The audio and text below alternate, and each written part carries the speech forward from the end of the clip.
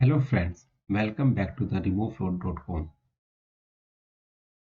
आज हमारा टॉपिक है Bootstrap. How to install Bootstrap in Angular 17। Basically हम कमांड के थ्रू बूटस्ट्रैप को इंस्टॉल करेंगे और फिर उसको इंपोर्ट करेंगे। तो सबसे पहले मैं यहाँ पे कमांड लिखता हूँ बूटस्ट्रैप इंस्टॉल करने के लिए, npm install ngx-bootstrap space bootstrap -save। फिर मैंने क्लिक कर दिया। ये ngx बूटस्ट्रैप मैंने क्यों लिखा है, ये बेसिकली एंगुलर का स्पेसिफिक बूटस्ट्रैप पैकेज है जो मैं इंस्टॉल कर रहा हूँ, और एक ये नॉर्मल बूटस्ट्रैप है, तो मैं दोनों को ही इंस्टॉल कर रहा हूँ। अगर हम सिंपल एक को इंस्टॉल करेंगे तो तब भी चल जाएगा। जैसे आप देखोगे added 2 packages and audited 913 packages in 19 second. Okay, so ये पैकेज इंस्टॉल हो गया। पैकेज इंस्टॉल होने के बाद हम जाएंगे angular.json फाइल के अंदर। यहाँ पर जाएंगे, तो यहाँ पर जब जाएंगे तो आप यहाँ पर देखेंगे इस आर्किटेक्ट की के अंदर एक बिल्ड ऑब्जेक्ट है। इसके अंदर जाएंगे और यहाँ पर हम स्टाइल्स और स्क्रिप्ट्स में एक पाथ डिक्लेयर करेंगे। स्टाइल्स में बूटस्ट्रैप का स्टाइल्स डालेंगे और स्क्रिप्ट के अंदर बूटस्ट्रैप की स्क्रिप्ट जेएस फाइल डालेंगे। तो मैं यहाँ पे कोमा करके यहाँ पर मैं क्या ऐड करूँगा, मैं बेसिकली बूटस्ट्रैप की सीएसएस फाइल इंपोर्ट करूँगा यहाँ पे। वो कैसे करेंगे मैं आपको दिखा भी देता हूँ। नोड मॉड्यूल के अंदर हम गए, नोड मॉड्यूल के अंदर हम नीचे जाएंगे। ये देखो बूटस्ट्रैप इंस्टॉल होने के बाद यहाँ पर विजिबल है। बूटस्ट्रैप के अंदर हम डिस्क के अंदर गए। डिस्क के अंदर दो फोल्डर है, जेएस और सीएसएस। तो पहले सीएसएस की बात करें तो सीएस में ये इतनी सारी सीएसएस है, तो हम ये bootstrap.min.css को इंपोर्ट करेंगे। तो ये हमने कहाँ पर है, ये हमारा ये बेसिकली नोड मॉड्यूल के अंदर। सबसे पहले तो ये node underscore modules slash bootstrap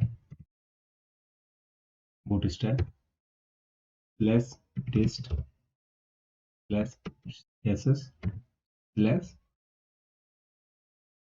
bootstrap.min.css, ये हमने इंपोर्ट कर दिया। इसके बाद स्क्रिप्ट में भी जाएंगे और इसमें यहाँ पर स्क्रिप्ट की जब बात करेंगे तो सीएसएस की बजाय अब की बार किस में जाना है, हमें जेएस फाइल के अंदर। तो इसमें बूटस्ट्रैप डिस्ट यहाँ पर हम करेंगे जेएस। फिर यहाँ पर देखो ये फाइलें हैं बूटस्ट्रैप की, तो हम यहाँ पर ये bootstrap.bundle.js, एक होता है bootstrap.bundle.min.js, ये वाले को हम इंपोर्ट करेंगे। bootstrap.bundle.min.js, ये हमने इंस्टॉल किया। ये इंस्टॉल करने के बाद तो सबसे पहले हम तो डिलीट करते हैं। ये ऑलरेडी एग्जीक्यूट हो रखा है। अगर मैं इसको सेव करूंगा, तो मैंने अभी सेव कर लेता हूँ, सेव ऑल किया। एंगुलर.json फाइल को में अगर हम कुछ भी ऐड करते हैं तो हमें बेसिकली क्या करना होता है, हमें दोबारा से ng सर्व को रन करना होगा, अदरवाइज वो नहीं दिखेगा। तो मैं इसको से पहले यहाँ से हटा दिया मैंने, मतलब सारा कमांड डिलीट कर दिया। टर्मिनल पे वापस गया, मैं ng सर्व दोबारा से रन करता हूँ।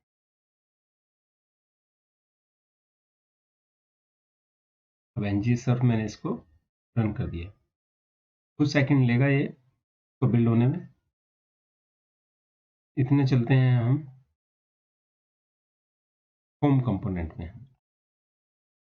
ये होम कंपोनेंट का, ये basically home component dot HTML file है, ये मैंने ऐप के अंदर इम्पोर्ट ऐड किया हुआ है ये, ठीक है। बिल्ड होने दो। इतने क्या करते हैं हमें ना, बूटस्ट्रैप की हमें जैसे बूटस्ट्रैप में एक कंटेनर क्लास भी होती है, ठीक है। अब मैं आपको यहाँ पे दिखा देता हूँ। अभी पहले थोड़ा अलग था। अभी एंगुलर 13 मैंने एंगुलर 13 बोल रहा हूँ, मैंने बूटस्ट्रैप को सेटअप कर लिया।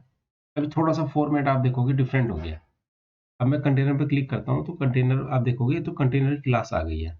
और यहाँ पर आप इसने दिखाया भी है कि ये कहाँ से उठा रहा है उस CSS को, bootstrap.css फाइल से कंटेनर को। अब मैं एक काम करता हूँ, मैं कोड में जाता हूँ और यहाँ पर एक क्लास रो बेसिकली ये भी बूटस्ट्रैप की क्लास है। इसको मैं ऐड किया यहाँ पे, इसको सेव कर दिया।